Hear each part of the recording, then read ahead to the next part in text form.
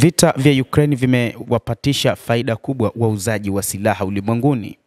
Mauzo ya watengenezaji wakuu 100 wa silaha duniani yalifikia rekodi ya dola bilioni 679 kwa mwaka uliopita, huku vita vya Ukraine vikiongeza mahitaji. Pamoja na hayo, ripoti ya taasisi ya kimataifa ya utafiti wa masuala ya amani SIPRI yenye makao yake nchini Sweden imesema matatizo ya uzalishaji yaliathiri usambazaji wa silaha kwa ajili ya vita nchini Ukraine.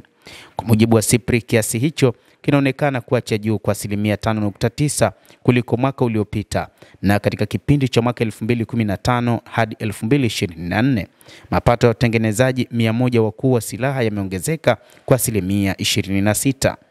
Katika taarifa hiyo, Lorenzo Scarazotto, mtafiti wa programu ya matumizi ya kijeshi na uzalishaji wa silaha ya SIPRI, anaeleza kwamba mwaka uliopita mapato ya silaha duniani yalifikia kiwango cha juu zaidi kuwahi kurekodiwa na SIPRI, huku wazalishaji wakitumia fursa ya mahitaji makubwa.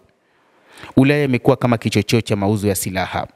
Jed Guibatu Richard, mtafiti mwingine wa programu hiyo, aliliambia shirika la habari la Ufaransa AFP kwamba imechochewa zaidi na Ulaya, ingawa maeneo yote yameongeza isipokuwa Asia na Oceania, na kusema ongezeko la mahitaji barani Ulaya linahusiana na vita vya Ukraine na mtazamo wa tishio la Urusi kwa nchi za Ulaya. Kwa maana hiyo ni kwamba nchi za Ulaya zimenunua silaha nyingi kwa ajili ya Ukraine, lakini pia zimenunua silaha kwa ajili yao binafsi kutokana na tishio kutoka Urusi, ambapo baadhi ya viongozi wamekuwa wakiaminisha mataifa ya Ulaya kwamba baada ya vita nchini Ukraine, Urusi huenda ikashambulia taifa lolote katika mataifa ya Ulaya.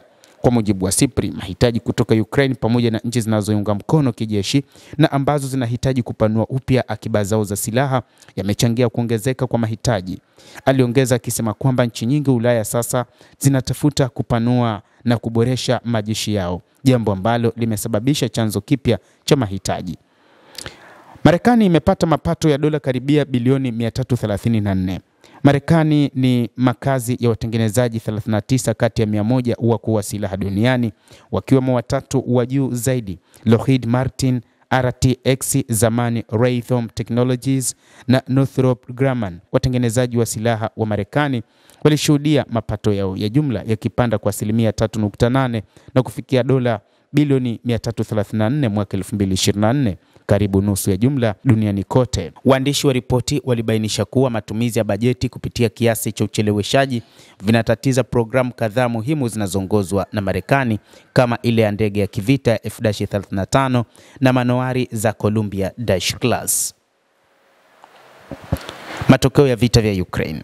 Watengenezaji 26 kati ya 100 wakuu wa silaha walioko Ulaya ambao walishuhudia mapato yao ya jumla yalikuwa kwa 13% na kufikia dola bilioni 151.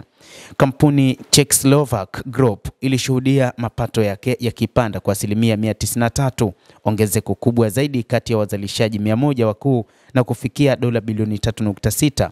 Kampuni hiyo ilinufaika na mipango yake ya kusambaza silaha kwa Ukraine. Watengenezaji wawili wa silaha wa Urusi pia wapo miongoni katika 100, Rostec na United Shipbuilding Corporation.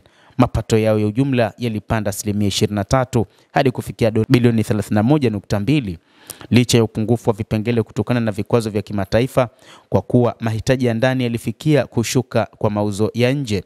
Wakati huo, kampuni 9 kati ya zile 100 kuu ziko Mashariki ya Kati zikiwa na mapato ya jumla ya dola bilioni 31. Kampuni 3 za Israel zilizoorodheshwa zilichangia zaidi ya nusu ya kiasi hicho, huku mapato yao ya jumla yakikua kwa 16% na kufikia dola bilioni 16.2.